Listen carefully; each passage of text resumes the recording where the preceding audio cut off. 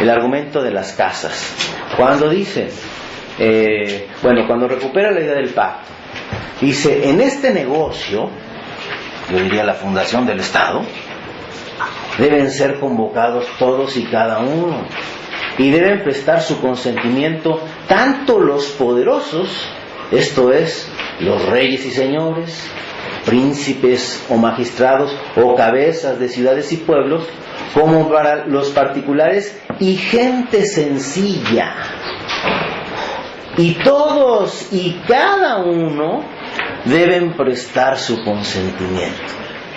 En caso contrario, nada de cuanto se haga en cuenta tendrá fuerza jurídica. Y esto es así, aunque todos con la anuencia del pueblo y consentimiento de la ciudad tomasen una decisión que perjudicase a una sola persona no convocada y que no hubiese prestado su consentimiento.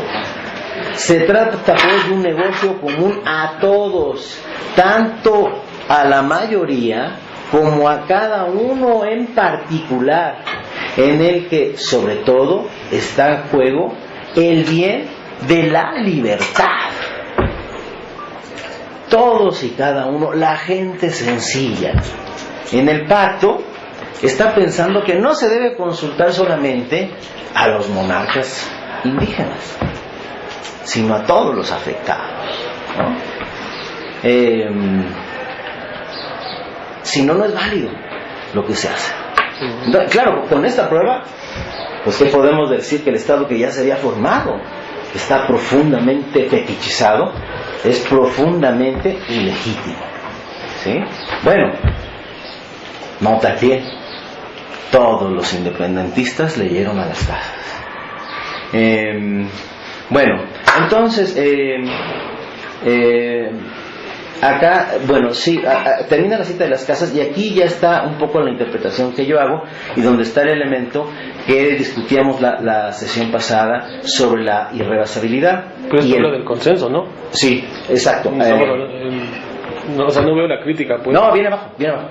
La gente sencilla, en el párrafo de abajo, más o menos en la parte media, la gente sencilla y todos y cada uno deben no solo ser convocados, sino consentir.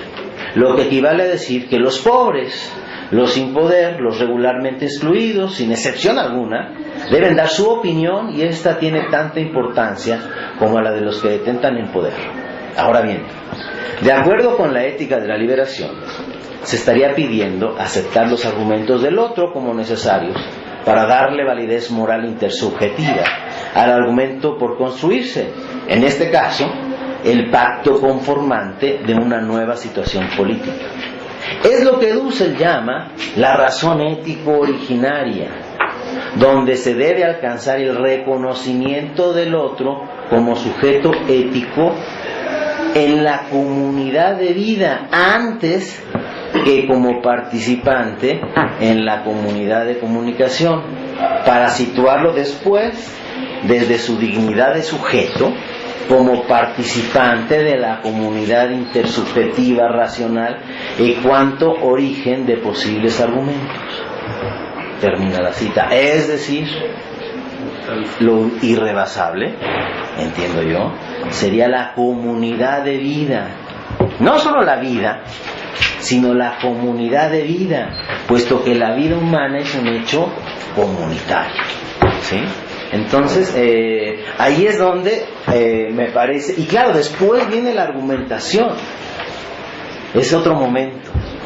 O sea, de la comunidad de vida se desprende después un sujeto, claro, viviente, que argumenta, pero lo fundacional sería esa comunidad de vida.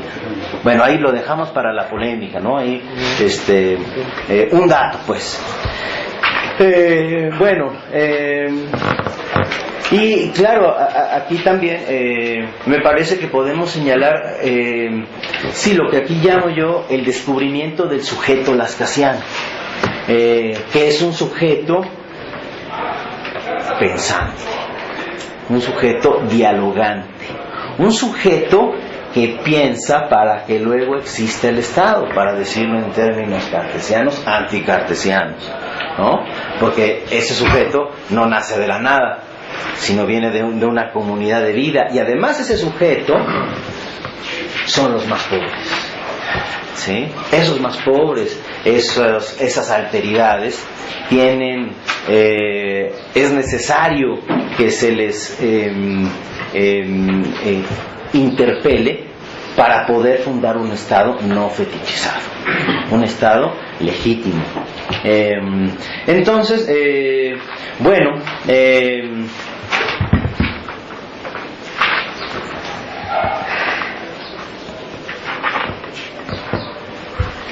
y bueno, ya finalmente, para comenzar con la discusión ya colectiva,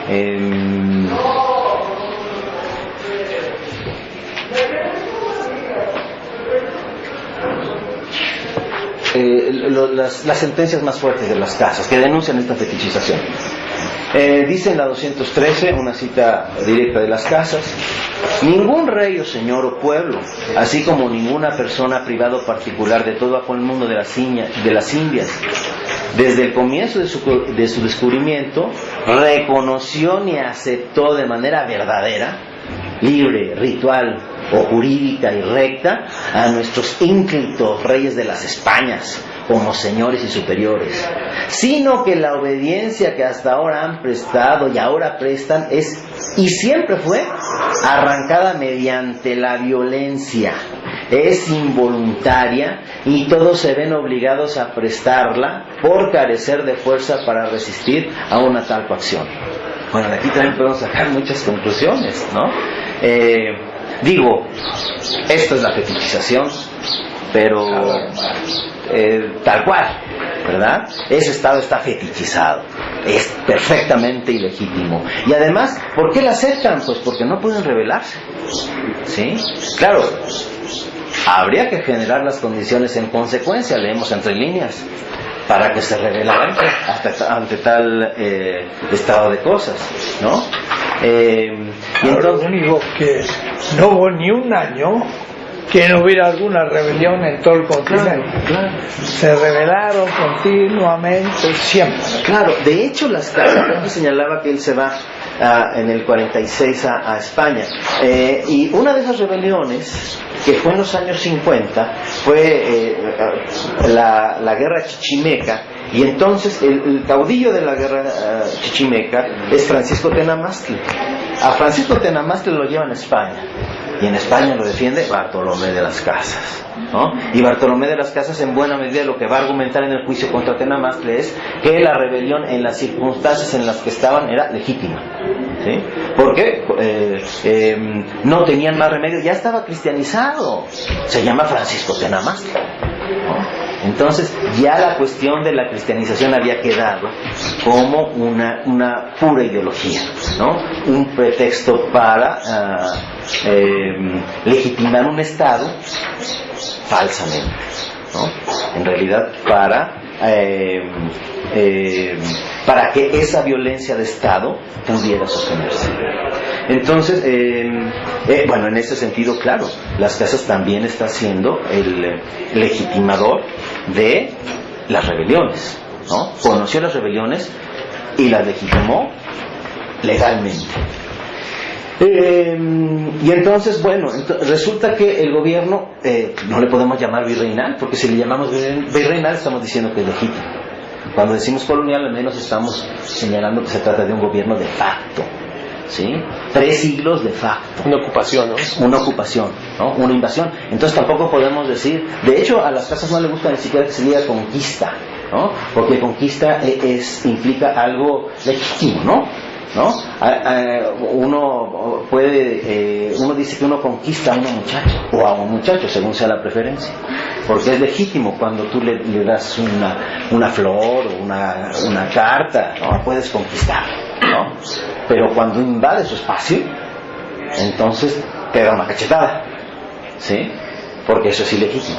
Entonces las casas está en contra de que se le llame conquista y pide llamarle invasión. ¿no? Entonces tampoco nada que la llegada de los españoles, que sí tendemos a decir, no hay llegada de los españoles, porque llegan a quien tú invitas, pero los que no invitas te invaden, ¿no? Entonces se trata de una invasión, algo ilegítimo. A las casas prácticamente no se le va un concepto que pueda argumentar algún tipo de legitimidad. Ya vimos esta cita donde dice se trata de pura violencia y se acepta porque no hay más remedio que aceptarla. Inclusive aquí hay un argumento que da Cortés, que dice, bueno, a mí Moctezuma me dio el reino, entonces legítimamente lo tengo porque me lo regaló, además lo firmó ante notario, ¿no? Ese fue el primero. Y las casas dicen, bueno, si fue así, aceptando sin conceder.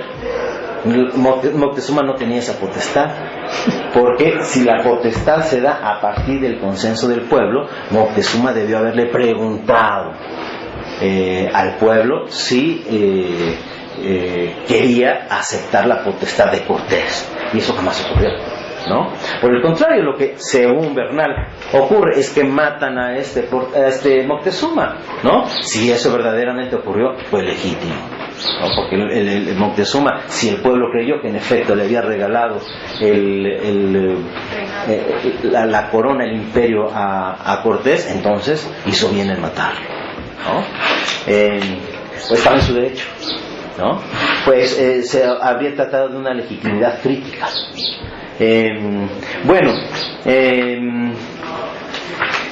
Y bueno, entonces bueno, la última solución que da las casas, que creo que también es importante considerarlo, ¿no? Bueno, dada tal situación, entonces, ¿qué se puede hacer? ¿Abandonar las Indias? Y dice las casas, cito de nuevo, nuestro rey, ciertamente por necesidad de salvación de su alma, está obligado a abandonar aquel mundo de esta manera, designando en cualquier provincia o reino a una persona de sangre real, de persona indígena, como rey, el cual, estando ahí presente, vele por el recto gobierno y bienestar de aquellos reinos y gentes, y conserve, defienda, exalte y amplíe todo cuanto pueda la fe. Es decir, ya para ese momento, de hecho, en ese momento que escribe esto las casas, Tito Cusillupanqui es el inca que está en el gobierno en el exilio en Vilcabamba, ¿no? Y entonces, bueno, que como ya está cristianizado, entonces que le delegue el gobierno a Tito Cusillupanqui y todos los demás se vayan, y entonces así tendríamos un imperio legítimo, ¿no? Esa era la única posibilidad, que por supuesto aquí, bueno, parte de la polémica que tuve con el maestro cuando escribí esto es si las casas pensaba que había la posibilidad real de que los reyes se retiraran a todas las instituciones o no. Yo creo que no, pero en todo caso es un postulado que tenía que establecerse racionalmente para dejar evidenciado que los gobernantes indígenas tenían, inclusive en ese momento, la necesidad de ser consultados y de proseguir su gobierno. Bueno, entonces yo creo que esto como botón de muestra, porque finalmente aquí de lo que se trata es de utilizar este acontecimiento histórico, que no es cualquiera, porque está en la fundación de América Latina y de la discusión que se da. Entonces, bueno, me parece que hay elementos suficientes para que discutamos en torno a estos temas que están propuestos en el parágrafo 34: Estado de Derecho, dominación, ilegalidad legítima, estado de rebelión, consenso crítico, ¿no? Yo lo dejaré ahí y bueno, me gustaría escuchar opiniones al respecto de esta reflexión. Mario, una pregunta. Bueno, si quieren hacerle una lista. Había el compañero, Telles y Bernardo. Y yo. Acá. ¿Okay? Yo soy Gabriel. Bueno, ¿Quién es el primero? El compañero. ¿Ya me arranco? ¿Sí? Bueno, lo primero es que es notable el carácter visionario que nos haces ver de las casas. Eso es como muy valioso, ¿no? Y también recordé inmediatamente la cita que mencionaste del profesor en Ética de la Liberación en la época de la globalidad. O sea, finalmente lo que se está discutiendo ahí es la humanidad, es como el inicio del humanismo, muy certero lo que está planteado, ¿no? Entonces acá vería también con mucha certeza y propiedad una discusión en torno a la soberanía, legitimidad y soberanía, por supuesto, ¿no?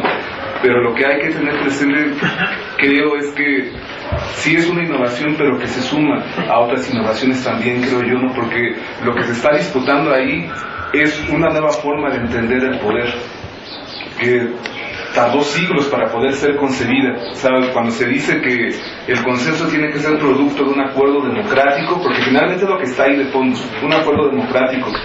Tienen que pasar muchísimos autores y muchísimas trayectorias para que eso pueda ser concebido como tal. Pienso simplemente en la línea que plantea Negri. Para Negri por eso es tan importante Maquiavelo, por ejemplo, Maquiavelo, Hobbes, Spinoza. ¿Por qué? Porque desde Maquiavelo se está diciendo el príncipe tiene que convencer a los súbditos de diferentes formas de que tienen que obedecer, porque finalmente en ellos escasa el poder. Es una doble lectura, por eso le gustaba a Spinoza. No solamente es la perversidad, es el reconocimiento que el poder de facto está en la población. Entonces, diría yo en este sentido, bueno, y con Spinoza se llega hasta el concepto de la multitud, ¿no? Que está por ahí también en el texto que presenta el profesor. Digo todo esto, por una parte, para loar el texto en relación con sus virtudes, pero también porque paralelamente encuentro una crítica que es importante y quisiera, si pudiera hablar un poco al respecto. Menciona la categoría de Estado de Derecho. En términos de técnica jurídico-política es complicado, ¿no? Porque el concepto empieza a utilizarse a partir del siglo XIX, ¿no? Por Hegel. Y después entonces desde el título utilizarlo y después plantear que lo que está poniendo a discusión de las casas es el Estado de Derecho, creo que es equivocado, ¿no? Y bueno, si es así, si menciona de las casas Estado de Derecho tal cual, pues me gustaría saberlo, ¿no? Pero te digo, creo que no demerita, ¿no? No demerita esto otro que estoy diciendo, ¿no? Es una colaboración muy valiosa a esta cuestión de la disputa democrática y la concepción de la soberanía popular. O sea, de pronto, así escuchaba yo los ecos de Rousseau 3 siglos antes, ¿no? Es brillante, ¿no? El hallazgo, pero te digo, la deficiencia yo la veo en utilizar este concepto, creo que es problemático y no es adecuado, ¿no? Utilizar el Estado de Derecho en esta discusión. Gracias. Bueno, yo prefería contestar, sí. Por supuesto que es un anacronismo, ¿no?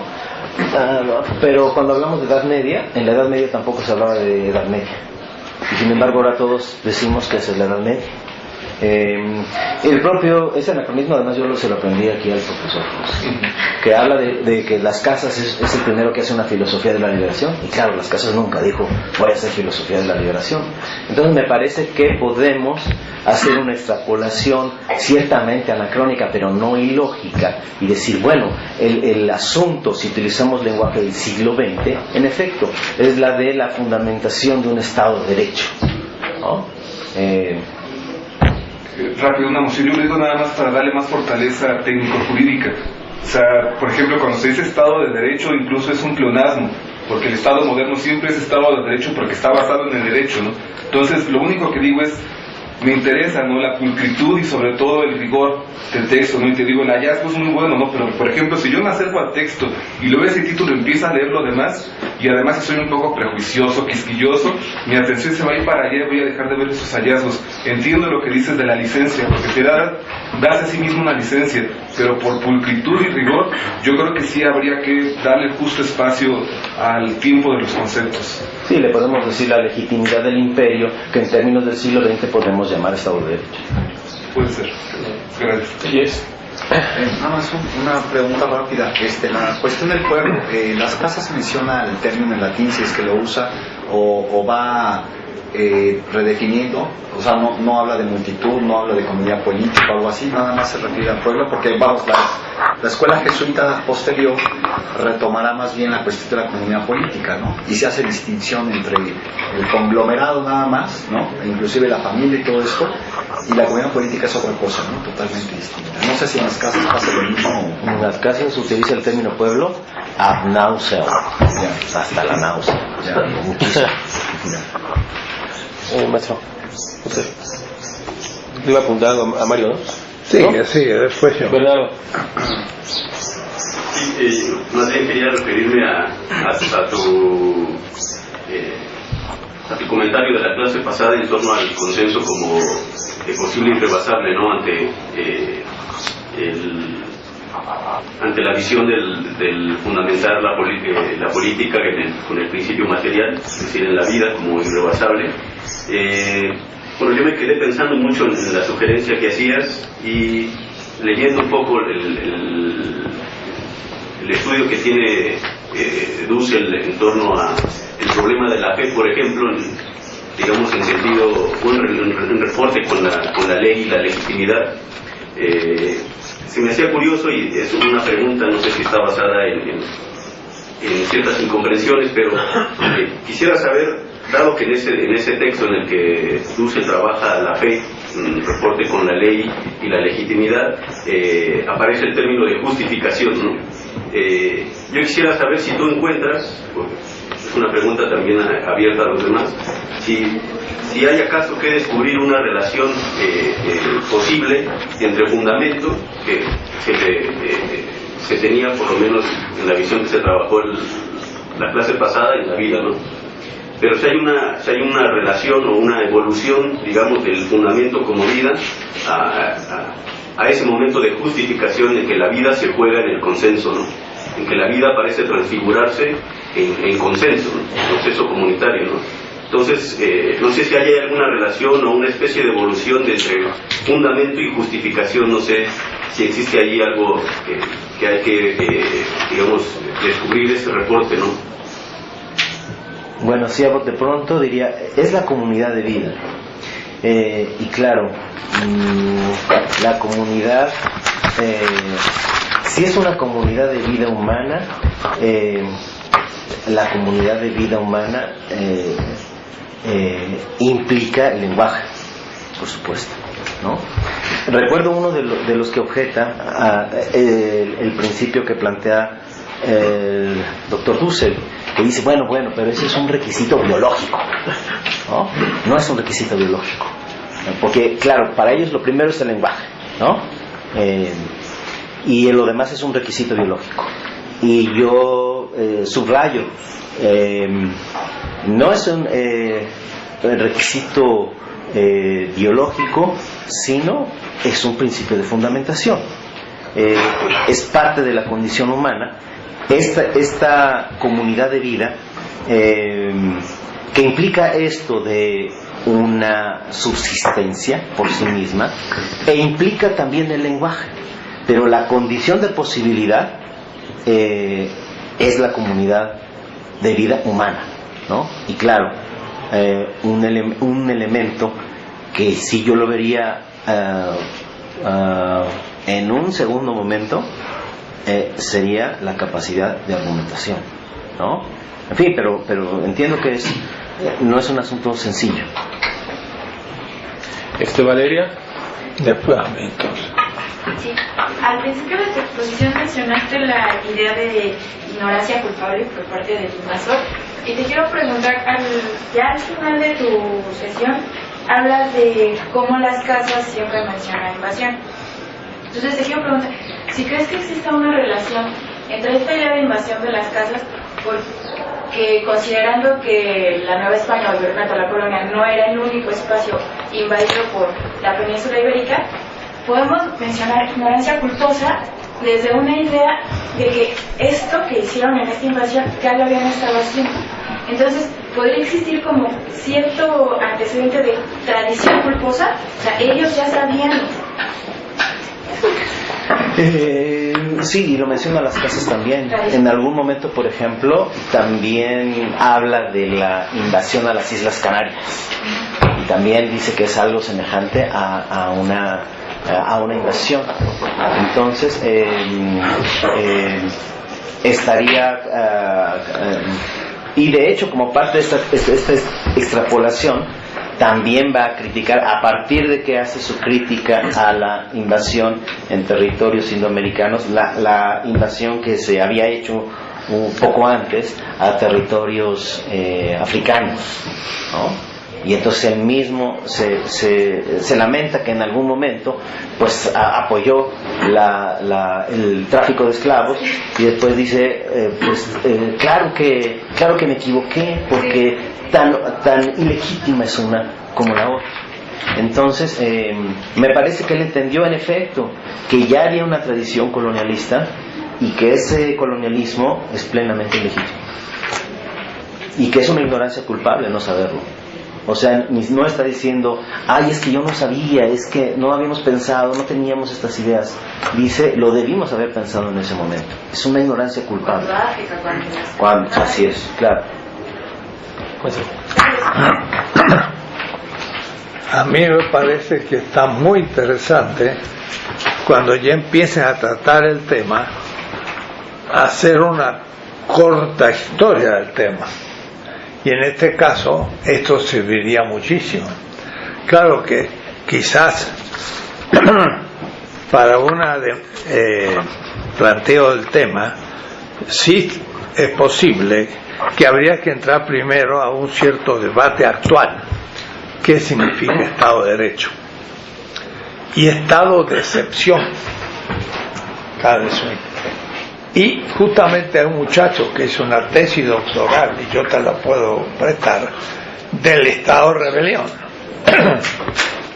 que no es lo mismo, como teoría primero, 5 páginas, con mucha bibliografía para situar el tema, y luego otras 5 o 10 páginas, decir vamos a hacer un esquema de historia en la modernidad como se dio. Y ahí entremos a Bartolomé Las Casas, que no puede haber a alguien antes, porque es el primero. Pero quizás haya que evadir el lenguaje actual en un hecho pasado. Tú te viste obligado a hablar del Estado de Derecho porque estaba enunciado, pero está enunciado hoy. Pero Bartolomé Las Casas tenía otra nomenclatura. Entonces sería bueno decir, en ese momento no se habla de tal o cual cosas, se formula la temática de esta manera y se ve que ahí ya hay una crítica al sistema del derecho que estaban haciendo, porque era nada menos que el sistema del derecho de toda la modernidad, que es modernidad, colonialidad. Y justamente sería muy bueno, porque fue desde la colonia que mejor se vio cómo iba surgiendo ese derecho. Entonces habrá que hacer una introducción, usar esa temática, después quizás tocando los siguientes, que ya fueron sí justificando el Estado. Primero el mundo colonial, la superioridad europea, Locke, fenomenal, Hume, Kant, que aunque sea corto, está hecho, se puede fácil, y mostrar entonces el principio formal negativo, que es volver al consenso a los oprimidos, donde se ve que Bartolomé ya tuvo intuiciones fundamentales antes de los considerados fundadores de la filosofía moderna europea, inclusive Maquiavelo, porque las cosas de Bartolomé empiezan 3 años antes del Príncipe. En 1514 él ya ve la situación, y en el 17 recién Maquiavelo, y a su vez Maquiavelo tiene un horizonte pequeño. Italia, como un condottieri, puede ejercer el poder, sabe que eso no es la gran política. Él dice el rey, propiamente dicho, hoy es Fernando de Aragón, no era ningún condottieri italiano para Maquiavelo, era todavía un gran político provinciano. Bartolomé Las Casas ya está nada menos que en el horizonte del sistema mundo que se inauguraba. Ahí hay que decir, esto es muy distinto. Esta es una visión mucho más amplia y más importante y más actual, aún incluyendo Maquiavelo, y ver los que siguen, que tapan ese consenso del mundo colonial, y como propio de la legitimidad de la cultura metropolitana que se pretende mundial como moderna. Entonces ya después verá cómo usar las 40 páginas. Estos serían 6, 7 páginas al origen de la visión histórica, cómo se fueron construyendo las categorías. Pero como tú sabes mucho más lo que sigue, será bueno después utilizarlo. Digo esto para que lo que tú dijiste no sea una objeción, sino normal, porque en realidad este enunciado es actual y Bartolomé está en el inicio, pero al final vamos a tener que volver, porque el principio formal crítico va a ser el consenso de los oprimidos, y eso lo formuló explícitamente Bartolomé en las Casas ya como una intuición, y hay que ver que otros fueron en esa línea, ¿no? El mismo Suárez, porque el tema democrático Suárez lo plantea mejor que Locke, Hume y todos los demás. En fin, es un tema amplio. Bueno, yo me apunté democráticamente, me apunté. Sí. Tú también, te apunto. Una cosa, Mario, la verdad es que el parágrafo es bien importante dentro de el tercer tomo, ¿no? Y nada más como sugerencia, habría que tomar, yo creo que para la redacción del parágrafo, bien en serio lo que algunos llaman contractualismo contemporáneo, que básicamente es Rawls. Pero yo creo que sí, cuando hagas con base a Bartolomé, tener esa referencia, pues, ¿no? Como ese diálogo con Rawls, para que se note bien la diferencia, ¿no? De lo que sería la crítica al consenso y a la legalidad, ¿no? Bueno, eso nada más como tip para la redacción del texto. Y de lo otro, bueno, como tú dices, eso es como un debate largo, pero en la cita, estaba buscando la cita, pero creo que en la cita pues se está hablando de consenso, y de pronto sacas lo de la comunidad de vida, o sea, no hay como, o sea, lo sacas de pronto, ¿no? Pero yo creo que igual para evitar así como confusiones y eso, habría que leer el artículo que presenté la semana pasada, justamente para ver de qué es el argumento del que se está hablando, ¿no? Un poco como por lo que también comentaba Bernardo, ¿no? Pero lo importante que te quería decir antes de que acabara la sesión era tener como en este parágrafo, tener así bien fildeado a Rawls, para que se entendiera la fortaleza del argumento, ¿no? Basado en Bartolomé. Y luego va aquí con el compañero. Bueno, en primer lugar, está muy interesante el capítulo. Creo que desarrolla de manera muy profunda las indicaciones que encontrábamos en 1492 en el texto del profesor, a partir de la denominación de Bartolomé como el primer crítico de la modernidad, que junto con Sepúlveda serían los dos primeros teóricos, uno el apologista, el otro el crítico. Y creo que yo lo diría como una comparación entre la política lascasiana y la política contemporánea, porque estas formulaciones a mí me parecen muy sorprendentes, y quisiera empezar por la que dices que es una, más bien coincido con que dices que por lo que describe Bartolomé es una extrañeza incomprensible, ¿no? Y después tú llegas hasta decir que es un republicanismo y un liberalismo la actitud de las casas. Eso me impresiona, ya que incluso las casas propone algo que ni siquiera se encuentra en su contexto europeo, ¿no? Lo que está proponiendo ni siquiera tiene referencia en el propio contexto europeo. Y esto me lleva a dos cuestiones. En primer lugar, a pensar en precisamente la propuesta de Marcel Dussel en el texto de 1492, cuando habla de dos sentidos de la modernidad. uno como negativo y otro como positivo, uno como una emancipación y el otro como la colonialidad. Y precisamente creo que se juega mucho en revalorar o en repensar el sentido del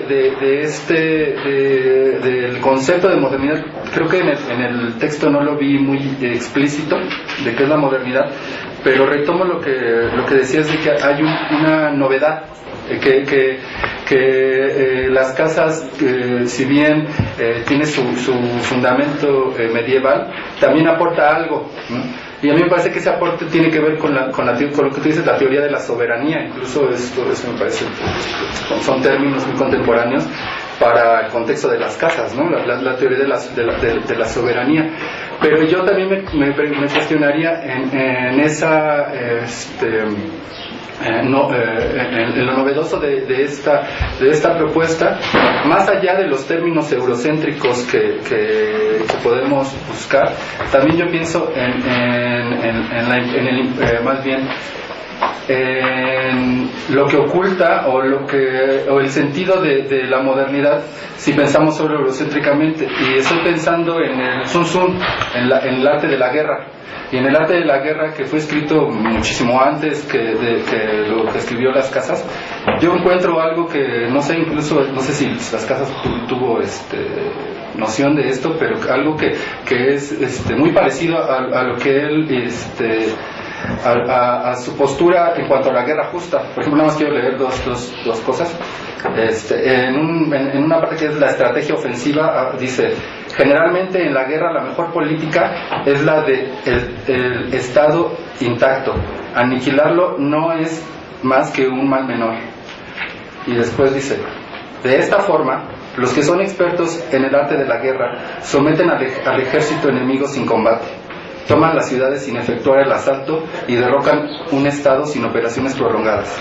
O sea que aquí estamos viendo un concepto de la política muy distinto a la ocupación militar que llevaron a cabo los europeos y a la cual el cuestionamiento de su legitimidad, o que las casas cuestionan esa legitimidad. Entonces yo también cuestionaría la novedad en términos mundiales, en términos intraeuropeos o eurocéntricos.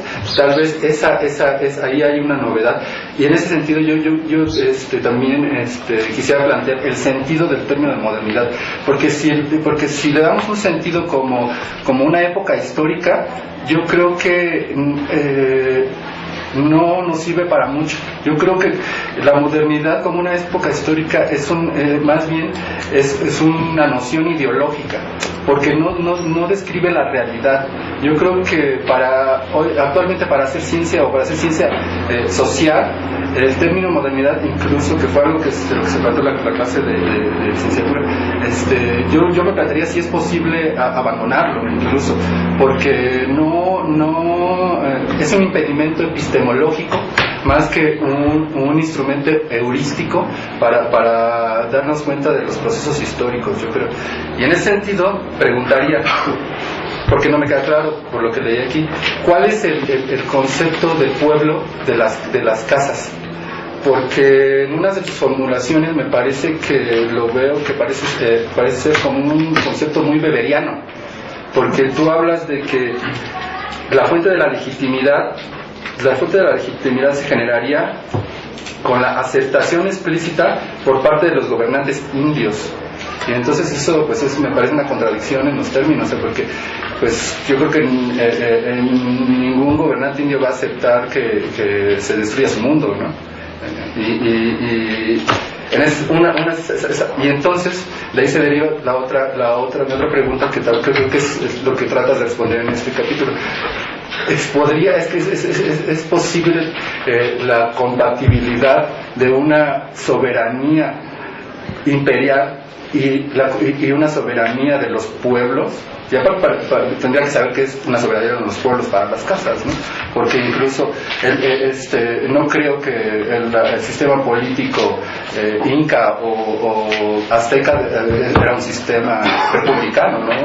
Deberíamos de haber conocido el sistema de los incas.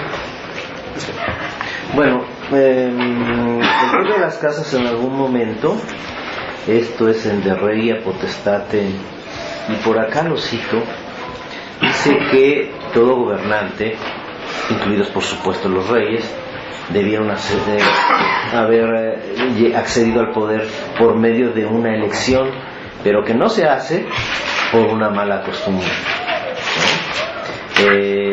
Entonces, claro, quizá estaría pensando, sí, en un momento primigenio, donde tuvo lugar ese consenso que legitimó un gobernante de todo pueblo, ¿no?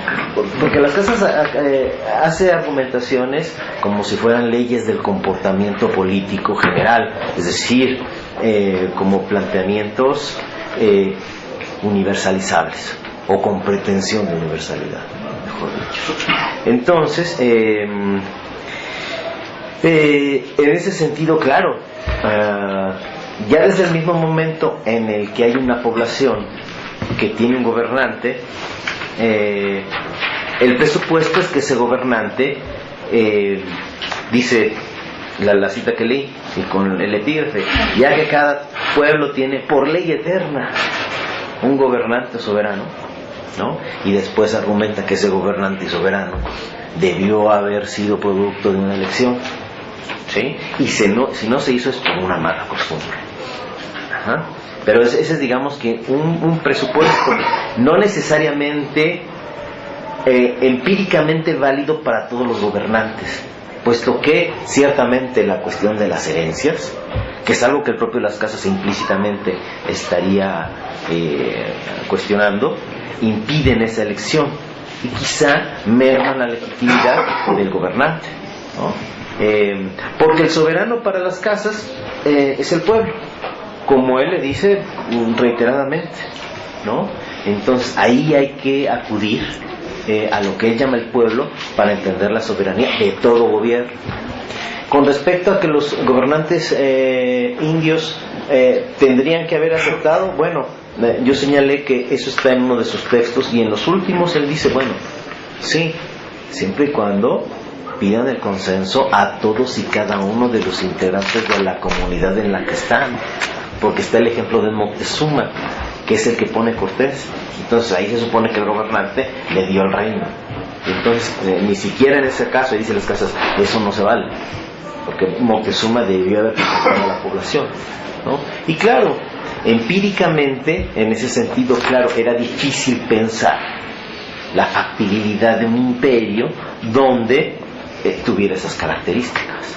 Entonces, vuelvo a la discusión que teníamos cuando yo escribí esto. Es en todo caso un postulado, ¿no?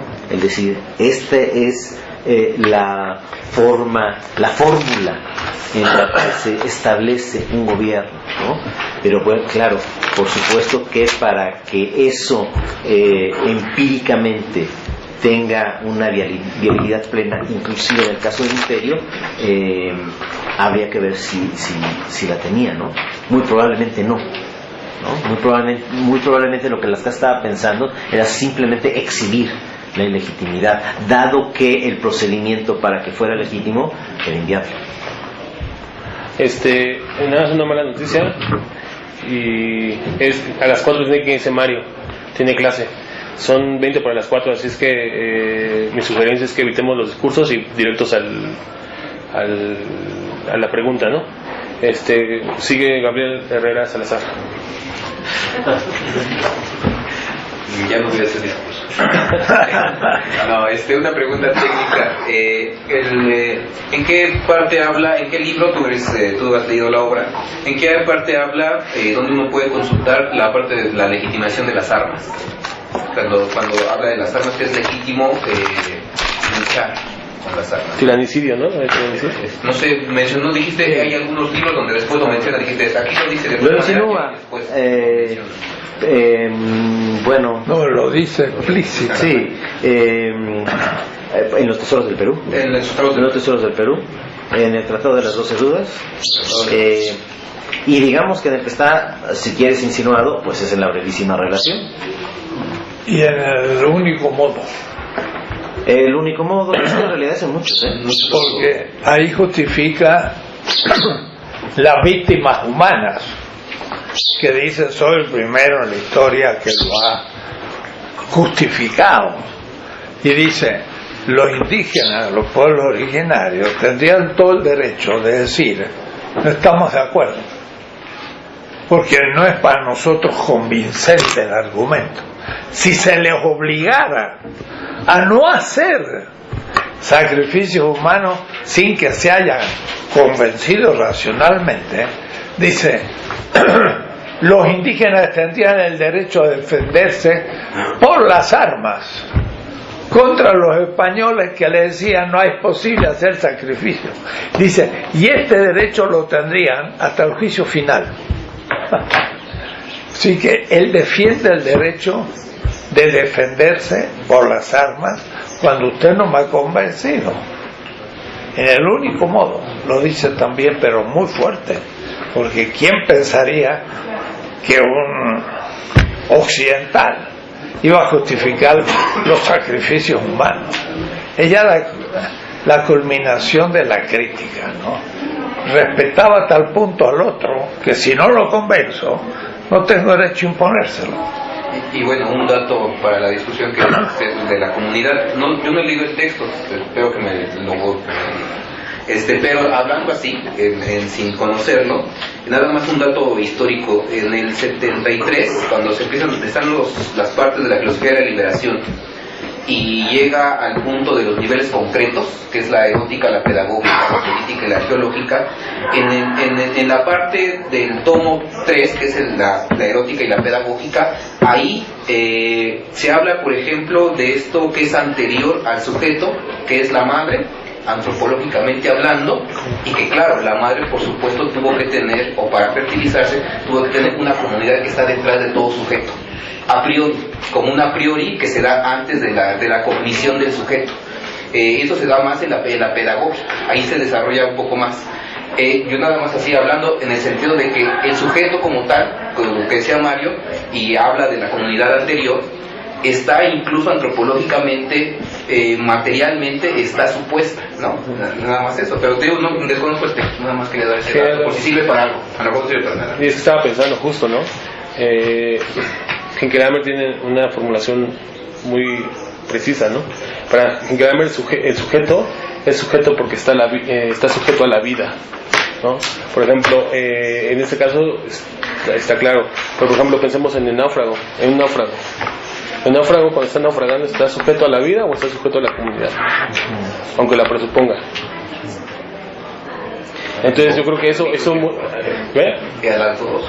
O sea, es que pero en ese momento es sobrevivir. En ese momento estás tratando de Nunca pudo llegar a ese momento. Claro, ¿cómo? Sin comunidad nunca pudo llegar a ese Sí, claro, pero justamente en ese momento está sujeto a la vida. Pero yo diría que pretende sobrevivir porque piensa que si sobrevive se reintegrará a la comunidad. Claro, pero eso ya es el pensamiento trascendental. Pero es un caso hipotético. Pero bueno, vamos. Los recursos con los que cuentan son los de la comunidad del lenguaje, el imaginario, los de Cecilio Robinson Crusoe, por ejemplo. Claro, yo propondría que luego hagamos una sesión y nos metamos a la discusión en serio. Bueno, Alicia Hopkins. Ya, yo estaba, bueno, algunas cosas que me vinieron a la mente, pues, ¿no? En relación con el parágrafo, que quizás también valdría la pena, no sé si trabajar o mencionar, o por lo menos tenerlo acá como en mente. Yo también veía como la necesidad de trasladar la discusión incluso hasta ahora, pues, ¿no? Es decir, pensemos...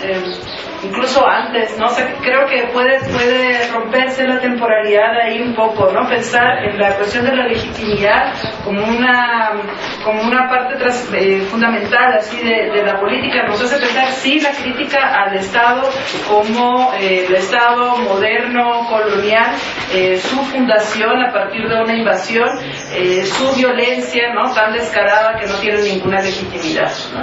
Y me parece que es muy importante dar cuenta sobre eso todavía, ¿no? Que parezca algo que ya tendríamos que tener muy claro, ¿no? Pero me parece que es importante decirlo.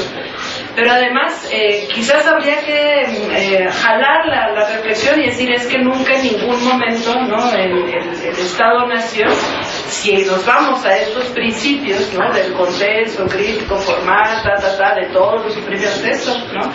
Al menos así como lo está pensando Las Casas, en ningún momento lo ha habido en América Latina, ¿no? Es decir, la legitimidad de un Estado latinoamericano, que efectivamente quizás podríamos encontrar en la revolución de Cuba, ¿no? Podríamos encontrarlo podríamos encontrar rastros, ¿no? A partir de algunas revoluciones. De todas formas, pondría en duda, porque el principio incluso ni siquiera es de mayorías, ¿no? Sino es un principio de democracia directa muy duro, pues, ¿no? El que está planteando ahí Las Casas.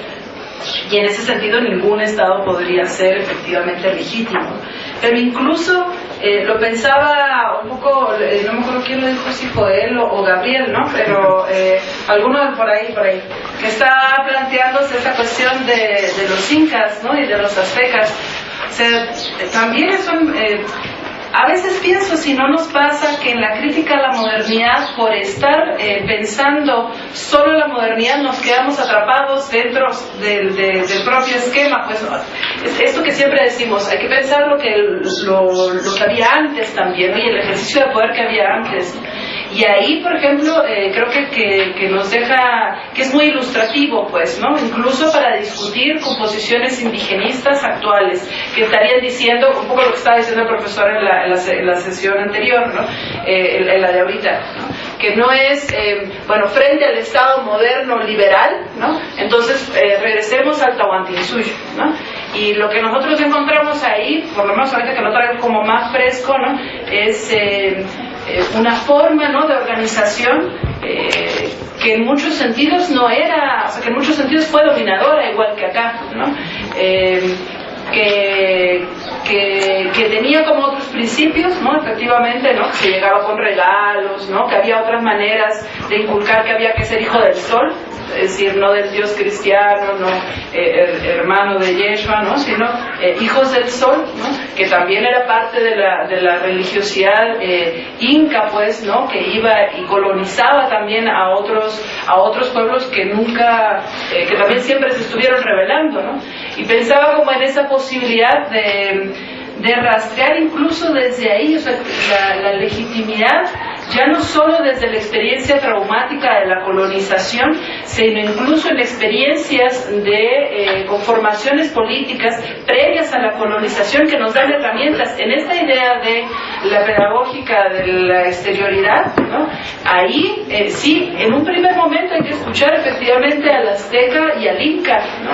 Pero habría que escuchar también a los tlaxcaltecas y a los chancas, ¿no? Es decir, a exterioridades aún más marginales, pues, que también apuntan a otras formas de concebir la política, pues, y que si bien, ¿no? En un afán a lo mejor indigenista, ¿no? Y a lo mejor en términos políticos es importante, ¿no? Hacer valer, ¿no? El Tahuantinsuyo frente al Imperio Español, ya mirado críticamente, pues ahí nos meten nuevos problemas, pues, ¿no?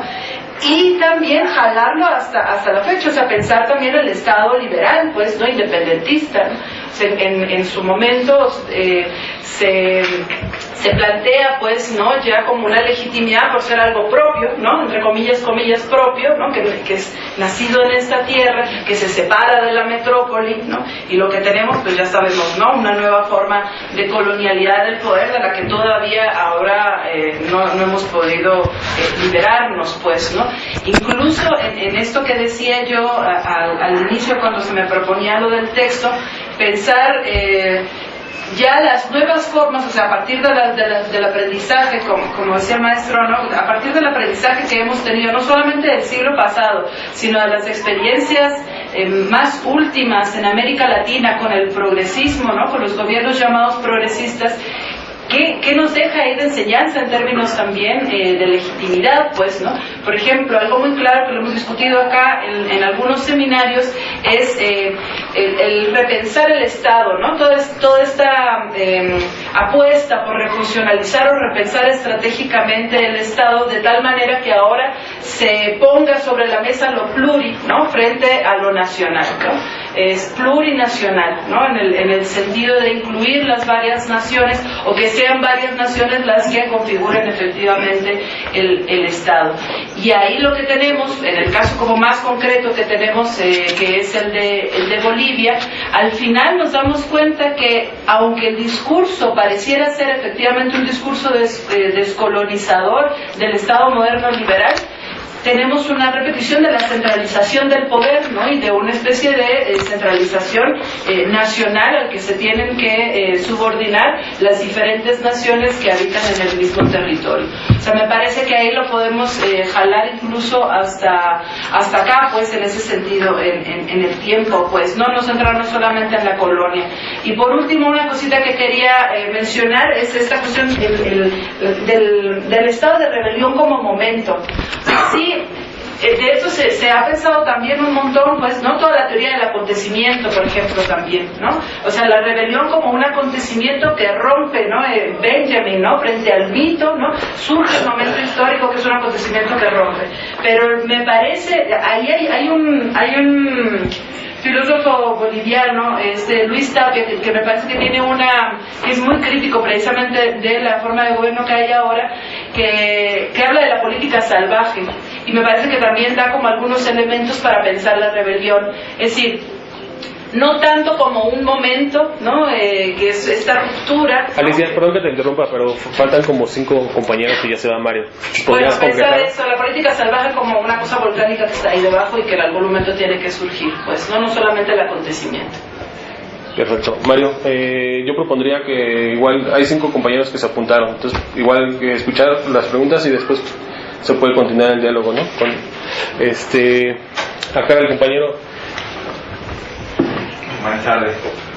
Como ya dije, bueno, soy de Venezuela y asistente a este seminario, pues, para ahondar en todo este pensamiento de la política de liberación. Particularmente había una condición interesante con respecto a lo que nosotros hemos estudiado, por lo que tú estás mencionando sobre el caso.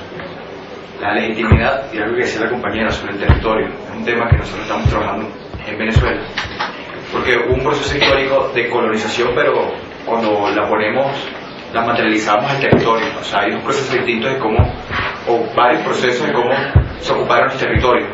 Hay una lógica púrbica y una borbónica que fueron dando la configuración de lo que se conoce como virreinatos y lo que se conoce como otros territorios de menor cargo político. En ese sentido, algo muy interesante, o sea, es verdad que el territorio americano, hablando desde el norte, o sea, desde lo boreal a lo austral, en el continente, es un continente diverso, mucho más difícil para domesticar. Inclusive podemos hablar que los grupos originarios, que cada uno de esos sectores, disculpen, soy geógrafo, me remito a mi condición de geógrafo, particularmente tenían toda una lógica de lo que era el territorio. Se dice realmente que la conquista del territorio y la legitimación de ese poder que vino de Europa no hubiera sido posible si no hubiera sido ayudada por algunos grupos internos, e inclusive se reconoce que en África también hubieron algunos grupos, algunos príncipes africanos que vendieron esclavos, ¿no?, para la empresa de la conquista. Entonces, particularmente donde voy, hay una lógica con respecto a la legitimación, pero también pensando en el territorio. O sea, porque para nuestros naturales el territorio simbolizaba diferentes tipos de elementos o envolvía, vamos a decir, toda una cosmovisión.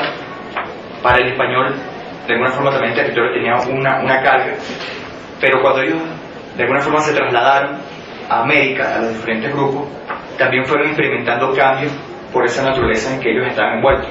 Y también había una condición de su crítica ante, como las casas, por ejemplo, que de alguna forma, vamos a decir, comenzó a experimentar todo este proceso de crítica con respecto a lo que era la legitimación del poder de una corona que venía imponiendo. En el caso específico de Venezuela, nosotros estamos estudiando el territorio del Valle de Caracas, que era de los indios caribes, y inclusive nosotros después ya de 500, 600 años, todavía existen unas costumbres muy particulares arraigadas en sus descendientes. Fue uno de los valles que se demoró más en conquistar. particularmente dentro del proceso de la colonización, producto de que mucha de la información de las islas del Caribe, de las Antillas, ya se venía hablando de que habían unos colonizadores o habían hombres que estaban subyugando a los pueblos, inclusive una parte que se preparó para la guerra y para un entendimiento lógico del territorio y para poderse defender.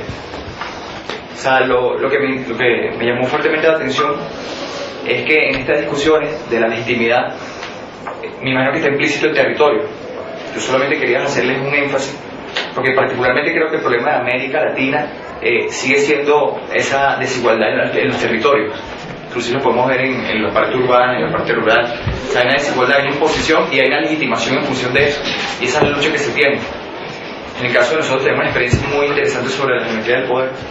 Compañero, perdón que te interrumpa nuevamente. ¿Ese era el punto que querías comentarle a Mario? Sí, ¿La consideración del territorio? Era solamente para hacer un pequeño corte o solamente un comentario de lo importante de pensar territorialmente también, espacialmente. O sea, concretar ese fenómeno de la legitimación de ese poder, pero territorialmente. Hubo un proceso muy particular. Gracias. Ahora va acá el compañero. Bien, mi pregunta va en torno al supuesto en el que Bartolomé de las Casas dice que es necesario como un contrato, un pacto, ¿no? A partir del diálogo, que es racional, etcétera. Esto me parece que entonces supone la racionalidad como una realidad, bueno, no sé cómo llamarle, pero como algo supuesto, ¿no? ¿Qué pasa, por ejemplo, o cómo podemos pensar esto a partir de, no sé, los planteamientos del psicoanálisis o de otras posturas en las que hay un fondo irracional o incluso suprarracional con lo sagrado, o etcétera, ¿no? O sea, ¿cómo pensar este diálogo o la posibilidad de comunicación si tomamos en cuenta otra dimensión no racional de lo humano? Esa es mi pregunta. Omar. Mario, en 1550 la controversia de Valladolid, la primera discusión filosófica de la modernidad, Sepúlveda de las Casas, podría pensarse en que también la ilegitimidad del Estado tiene como referencia en ese momento, además del no consenso legítimo, la racialidad, digamos, justificada a partir de un marco jurídico. Es decir, sería otro momento de pensar un Estado ilegítimo donde la controversia de Valladolid tiene la pregunta fundamental de ¿tienen almas o nombres? Y de ahí el surgimiento de una falacia antropológica que nos va a llevar al problema inicial de la modernidad colonial. Allá atrás, compañero. Sí, creo que ya se ha planteado, solamente redondeando justamente que el texto es bueno, pero justamente tomar en parte este complemento con otras institucionalidades y otras formas de cosmovisión de lo político que estaban ahí, incluso al momento de la invasión en México, en Perú y en el resto de América. Sobre todo contemplando precisamente que parte de la posibilidad de la invasión española también tuvo que ver con territorios aledaños que también tenían el concepto de que el tipo de gobierno bajo el que estaba fetichizado, por así decirlo. Es decir, contemplar también la otra parte, que no solamente fue España la que invadió, sino que muchos pueblos aledaños también, desde el supuesto, desde su realidad histórica, también contemplaban que los gobiernos bajo los que estaban también estaban fetichizados. Es decir, tomar en cuenta justamente que este nuevo pacto político también tendría que configurar modos otros distintos, no solamente a México y a Perú, sino a las otras civilizaciones que están también contemplando que las condiciones históricas y políticas de ahí también están fetichizadas. Es decir, no solamente había que delegar, como lo dice Bartolomé de las Casas, no solamente sería salvar heredando el gobierno al hijo del gobernador de Perú o de México, porque también para otros pueblos o sociedades también sería seguir perpetuando condiciones de dominio, incluso cuando bajo la óptica de las Casas se hace un acto de justicia, ¿no? Que también pediría justamente revisar críticamente un nuevo pacto político incluyente incluso de racionalidades que no estaban en el poder en ese momento o que estaban subyugadas bajo el poder de México o el gobierno inca. Gracias. La compañera. ¿Tú también? Entonces tú eres el último. Yo creo que es una pregunta que está en el aire, bueno, así me permito entenderla, y es más bien una cosa de planteamiento. Yo tengo duda de efectivamente cómo se articula, cómo se enuncia el planteamiento de las casas a la luz de la tesis como está planteada. Efectivamente creo que hay cosas de conceptos y de cómo la experiencia de las casas puede entenderse, por ejemplo, en el marco del derecho, que también participa en la construcción del derecho internacional, del derecho de gentes, que efectivamente participa en la construcción del derecho de la modernidad, pero a la vez es un instrumento crítico, ¿no?, que permite otra construcción de legitimidad con base en la razón. Digamos que la razón tiene otra posibilidad. Mi duda es exactamente cómo articular la experiencia de las casas con esta intención de la tesis 34. ¿Me explico? O sea, creo que faltan, a mí me faltó en la exposición o en la comprensión el nexo para poderla hacer una tesis explicable o extendible a lo actual, ¿no? A lo que pasa. Bien, mi nombre es Ariel. Lo primero, se dijo que el Estado nace fundado en América Latina en lo ilegítimo y lo fetichizado. Entonces yo me pregunto hasta qué punto se puede pensar un rango de bandas en el que el Estado, digamos, se considere ya no fetichizado, más que todo para entender las experiencias recientes. Estoy pensando, igual que Alicia, en el tema del Estado plurinacional, ¿no?, en Bolivia. Lo segundo, de las casas, cuando proclama que el rey se retire, ¿no?, de otros reinos de América Latina. ¿No es una puerta para esta discusión de Estado versus comunidad?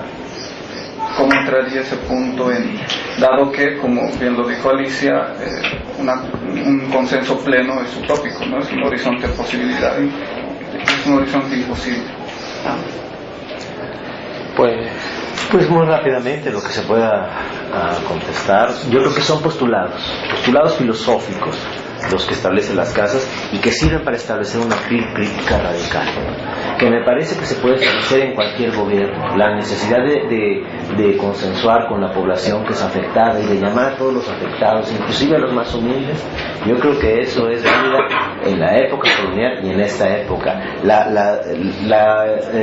No planteé este ejemplo para estudiar historia, sino para extrapolar a partir de esa experiencia histórica una filosofía política que se pueda aplicar en diferentes momentos con las reservas o con las herramientas hermenéuticas necesarias para encontrar una actualización. Me parece que justamente, es una labor que todavía está por hacerse, pero creo que son buenos principios políticos, principios filosóficos para hacerlo. Y ¿qué más? Por supuesto que tiene que ver la territorialidad.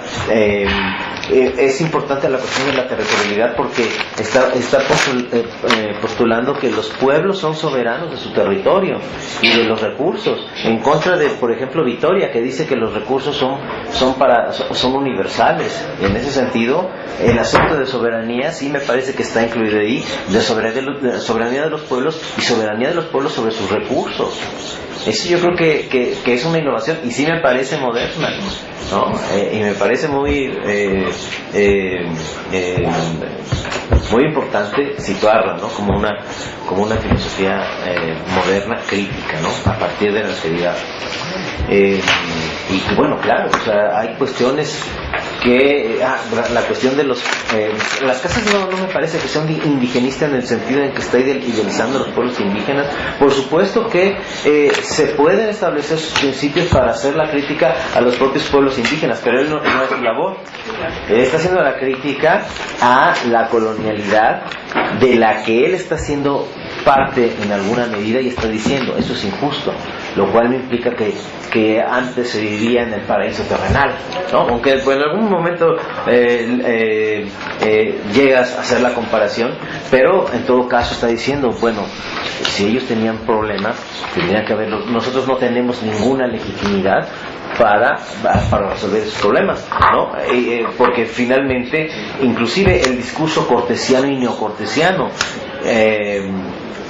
llegamos a liberar de una situación de opresión.